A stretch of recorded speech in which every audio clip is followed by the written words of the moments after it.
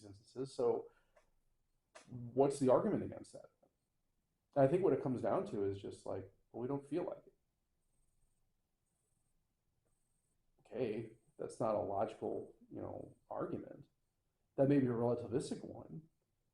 That if you're saying that I'm the arbiter of my own existence and my own being, basically putting yourself in the place of God, okay, if that's true, sure, I can see how that could be the case. Is it the case? you It's know, just, it's gonna make some lawyers a lot of money. I think that's true. And speaking of lawyers, it's going to make a lot of lawyers some money and also take a lot of away business from a lot of lawyers too. Because the other side of this coin is, if a woman were to go in to get an abortion, and that's the other thing too. They say medical provider. They don't say doctor. They don't say nurse. They don't say medical provider. Well, that could be your dentist, right? It could be anybody. Your physical therapist. Okay, well, let's say they botch it, right? Or they cause some kind of harm in the process of doing this procedure. They're no longer liable. They cannot be sued. No one can seek any retribution or reparation in these cases. I just don't think people understood that all. Yeah, I don't know. Or people weren't wanting to understand it. Well, I mean, there's I don't know, difference in kind. I think we did a pretty good job here of trying to spread that word. I know because I emailed saying it. On both sides. yeah, well, What I noticed was, a lot of people are influenced by the ads on TV. Overwhelmingly, they were for the amendment. It wasn't until almost the election that we saw one ad, and it kept repeating over and over again, but not enough. But yeah, and there weren't enough ads that I thought would present the other side. Well, Lynn, and here's a struggle there too. So you're probably right. I don't know, because I think a lot of that depends on what medium you're watching. Because like for instance, I have a Roku, and maybe it just knows my preferences, my algorithm. I didn't see any yes ads on the programming I had on Roku. On YouTube, I saw about 50-50. Right? Now, granted, I mean I wasn't really paying much attention, but it seemed like that was kind of the case. Now, maybe in other media. I mean, just regular TV. So maybe on the networks, yeah, probably, because the reason that may be is because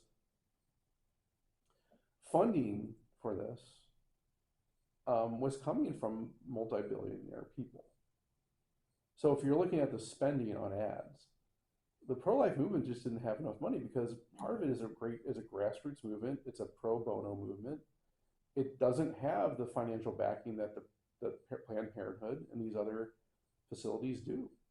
Even though, practically speaking, for every abortion facility, there actually are 6 other crisis nurseries and crisis pregnancy centers. I just think it would have helped to see something about that. Saying this is what we have for women in difficult circumstances. You didn't see that. Well, I agree with you. Yeah, in the same breath, though, Lynn, the problem with this is, like, okay, when you look at, like, let's say ads on Yahoo or Google or these other, things, whatever, if a woman were to go and type in pregnancy help, the first 3 options, even though there are actually less abortion clinics than there are crisis nurseries and pregnancy centers, the first 3 would be abortion, Planned Parenthood, or Hope whatever clinic over there in Illinois, whatever. And then you would maybe start getting, and maybe after like the second or third page, into, oh, here is a right to life stuff, right? Or here is, like, Our Lady's Inn, or here's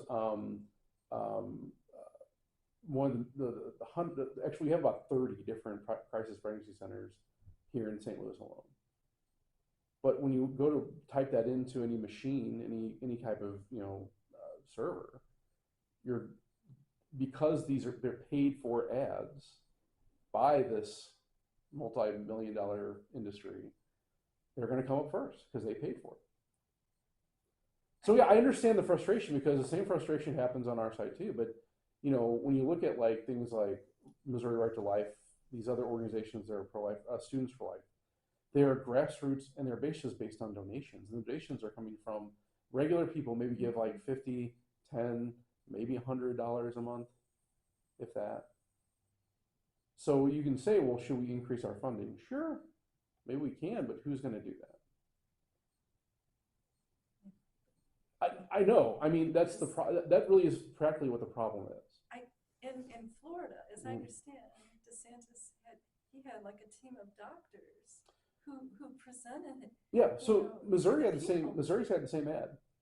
There was a no ad with Missouri doctors. But where did you? I don't remember.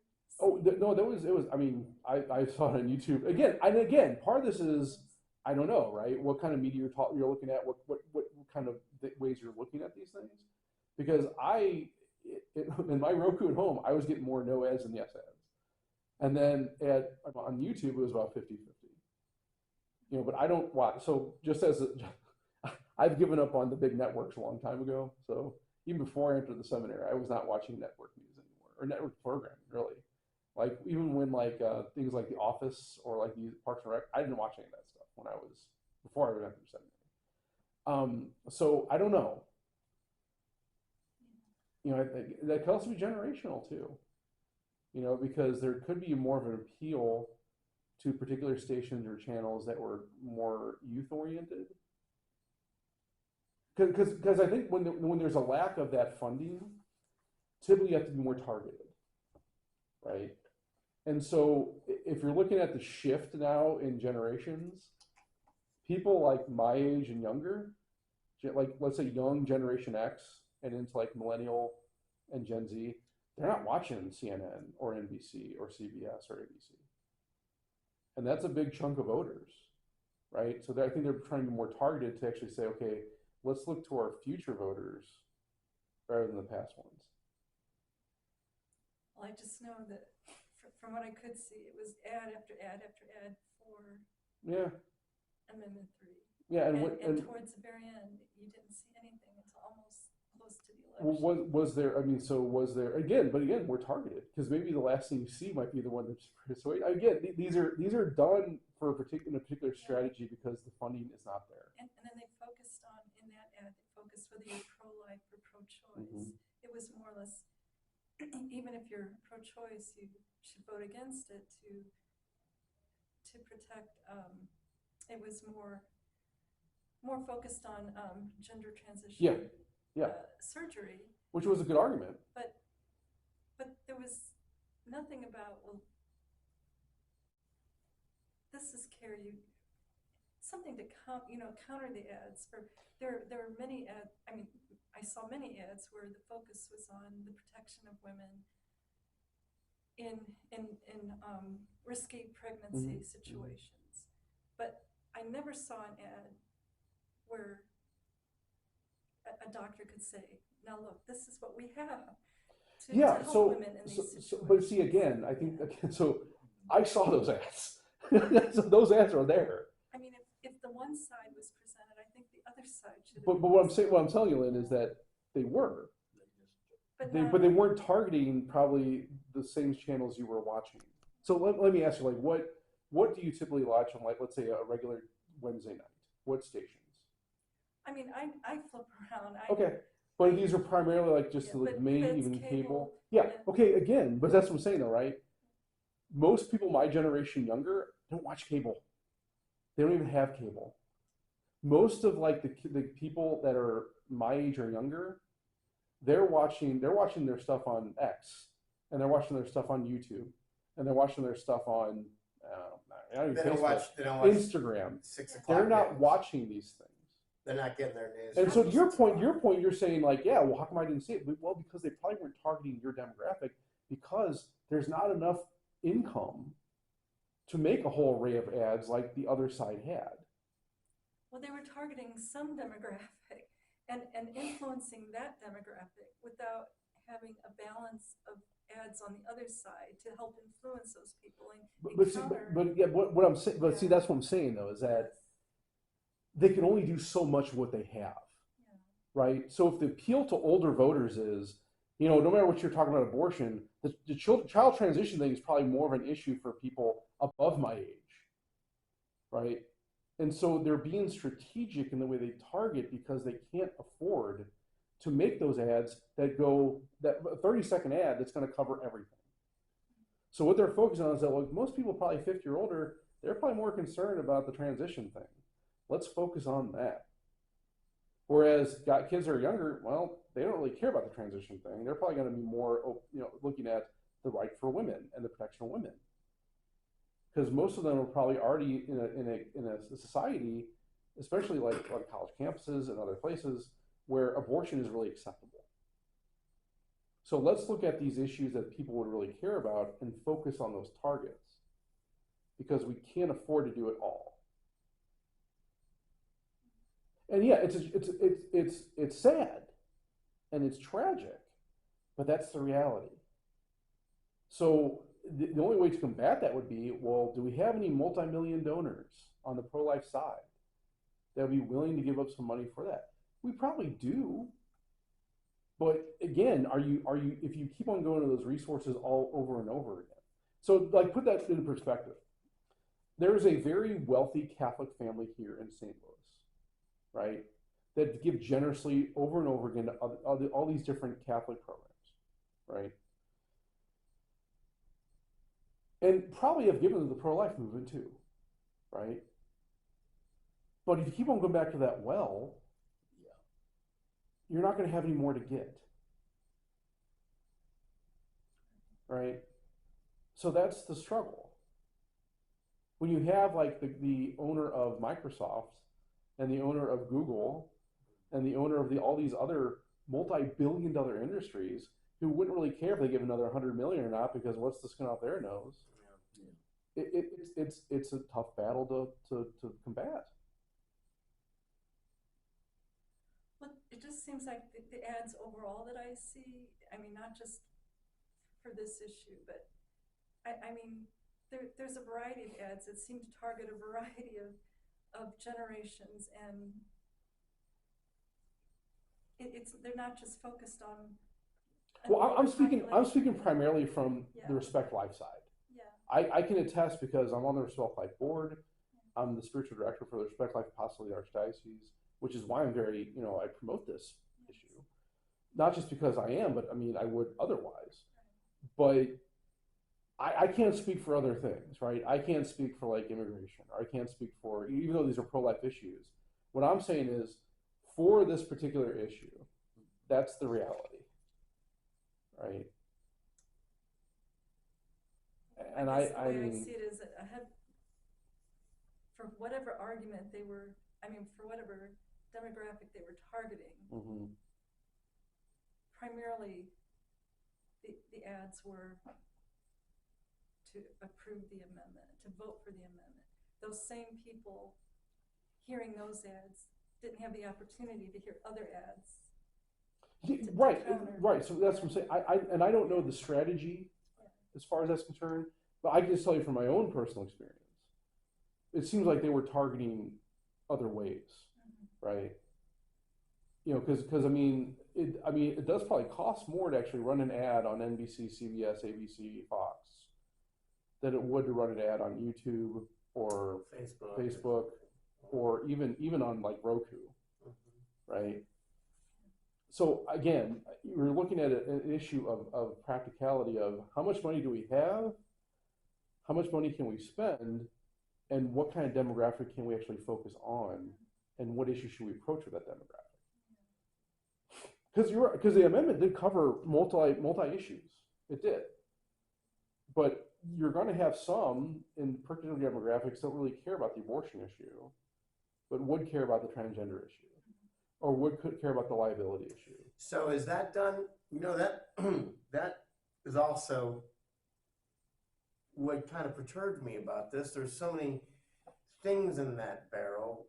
Why do we as people that are politicians rope so many things together to where we can't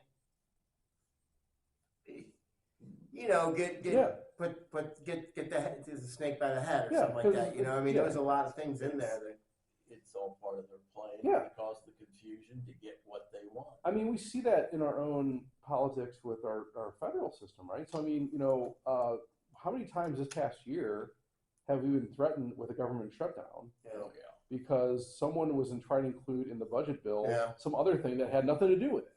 Yeah. I mean, that's in many ways there's a political strategy there to say, well, if you want to shut down, well, then you gotta, let's shut down the oil field. What are you gonna do? So I think it's actually meant to do that to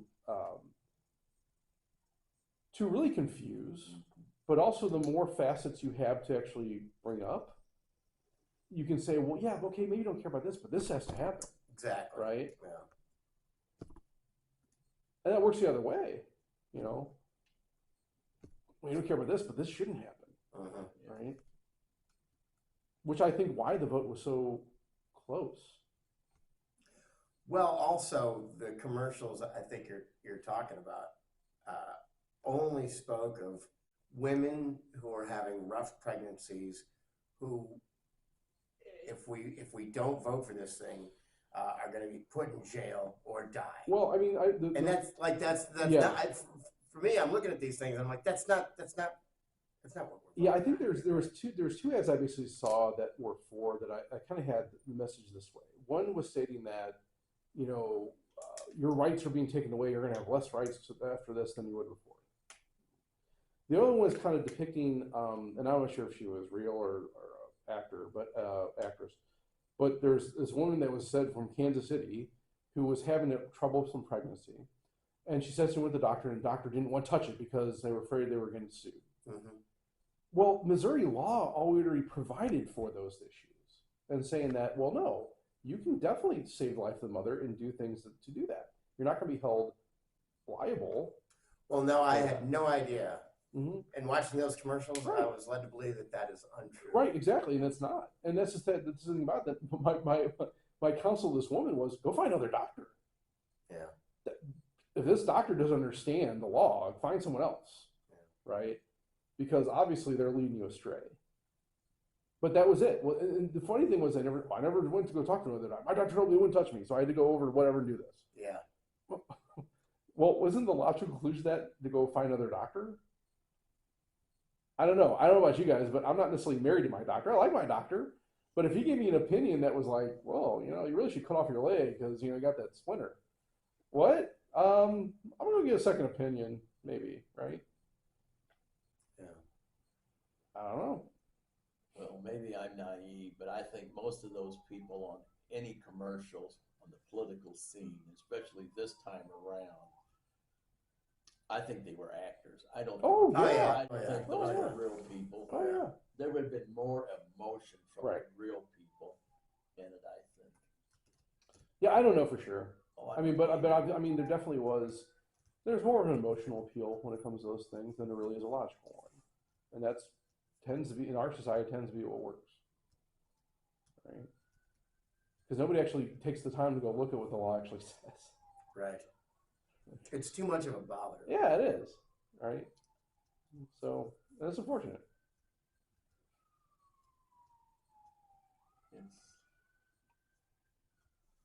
It'll come up again, I'm Right. sure. Well, I mean, here's the thing: we still have, Walking with Moms. We still have Abortion Friendly Ministries. We still have these things for people who need it, and that's the thing to understand. So yeah, okay, there. I can't remember who said this, but someone says like, an abortion is only, or I'm sorry, a law is only as effective as much as it's used, right? So there we have laws in the books that aren't enforced because no one does them anymore. So that's the goal now, right? Our mission is to make it unthinkable to do these things, and so in that respect, the law's teeth is taken away, literally. Right? So that's the goal. And if there's other issues, I mean, I think here's the other thing about this system that we have now is that, if anyone gets enough signatures, and based on the current vote, you probably could, next election, we might have a repeal. Mm-hmm. Mm-hmm. I mean, this can go back and forth for decades unless there's some legislation that says, yeah, we should probably have some kind of standard here. Because if the vote is this close, I think you have to say, man, we maybe should look back to our own federalist It's definitely, it's not majority. Right, Like I when mean- there's just one more than the other, that's not. right. I mean, so it's like, well, that could have been swayed either way. So, okay, well, should we have a higher standard? I think we should. You know, No, I know I've heard in my past, that's too much of a hot political subject, we're not gonna tackle that, because it's easier to let it go. well, yeah, and I think we need to also change our vocabulary. Like in the same way, like I don't say like presentation people anymore. I say we're all Saint Anne people. That's- We have to get that into our vocabulary too. We have to say this is not a political issue, it's a moral one. It's a moral one. Is this a person or isn't it? And if you don't believe it's a person, why not? And let's just see whose argument's better. It's Club of Cells, so are you. You know, does that mean you don't have a soul? Right? It's consciousness. Well, what about someone's who's in a vegetative state? Or when you go to sleep? Mhm. So I think we have to look at these argumentations and really take it in the logical understanding that, well, what are you really saying? What do you think it's going to become if you let it keep going? What do you mean? Like this bunch of cells. Right, exactly. Do you think it's going to become a car? Here's the thing. And this is a deck the thing, of cards. and you know, It's as a human. again, I'm not a biological expert. I'm not. I mean, my forte is basically kind of chemistry and physics primarily. So I mean, biology. I took one class in high school, but I do recall even now, every biology textbook you would find that's actually accredited and worth its salt state that life begins at conception. That is not a philosophical. That is not a theological statement. That is a scientific statement. Science. So, okay, if we're such an empirical society and such a scientific society, well, then, okay, let's just the science. If the science says this, then who are we to judge? Now, if you want to start, looking at that and saying, well, I don't know. Well, okay, what's your foundation? What is your scientific data to say that? Because if you're going to say that happens, well, then you have to go back all throughout the history of biology and change everything around.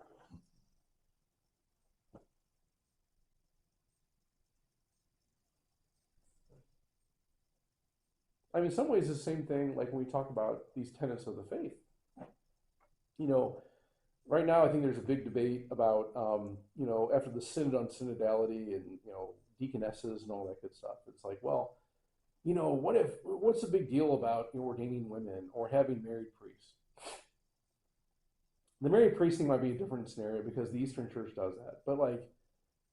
But also you would say but actually ordaining married men, that's a whole other subject. Well, okay, if you start doing that, then you have to look at, okay, what does that mean? What does the sacrament of marriage even mean? Right? Or what does it mean what we call anthropology? Right? Is there even a difference between men and women? Okay, well, maybe if you're saying there's not, well, then okay, then yeah, there is no argument to have women not be ordained. Okay, but then what does that mean then for the sacrament of marriage? Because at the Mass, we're witnessing a marriage between the bridegroom and the bride at every Mass we go to. So now it's different. Oh, okay. Well, then if that's different, then okay, what does that mean for Jesus? Because he had a male body. Well, maybe just appeared male. It's like, well, okay. Well, now we're getting into things where it's like, well, all right, now, yeah, Jesus' body wasn't male. Maybe it was intersex or something. Well, okay. Well, then, yeah. Then I guess it doesn't matter who confects the Eucharist because now the Eucharist is not just a male body; it's an intersex body, right? But again, these are put out there without any solid proof or solid evidence. And so that's the thing. If you pull one thread when it comes to these things, well, other things tumble, right? And so then these truths that have been professed for 2,000 years, okay, now you're saying that the church is fallible, which means that Jesus may be fallible, which then means God is then fallible. and then he's no longer God.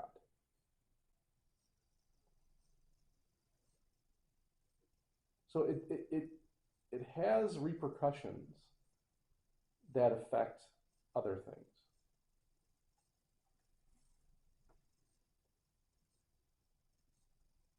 And whether it be science or whether it be theology, which actually is, people don't understand that. Theology actually is a science. Theology is a science, and we would say it's the highest of the sciences. Mm-hmm.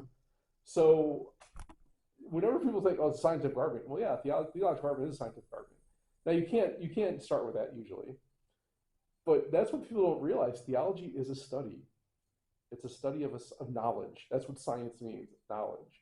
And the knowledge is the hierarchy of the science depends on the hierarchy of that knowledge. So if you're talking about knowledge of the highest things, well, that's done the highest science. That's how that works. That's a logical statement, right? I don't make those rules. You know, that's how it works. That's how it goes.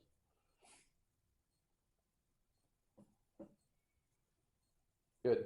Yeah. It's just an awful lot to think about. Sure is. That's why I pay me the big bucks so I can think about these things. Any more questions, comments, concerns, heresies? Oh, you're always good for one. I'm good. Yeah. I'm good. Lynn? Okay. All right. Well, thanks for coming, guys. Appreciate Thank it. you. Yeah, appreciate it.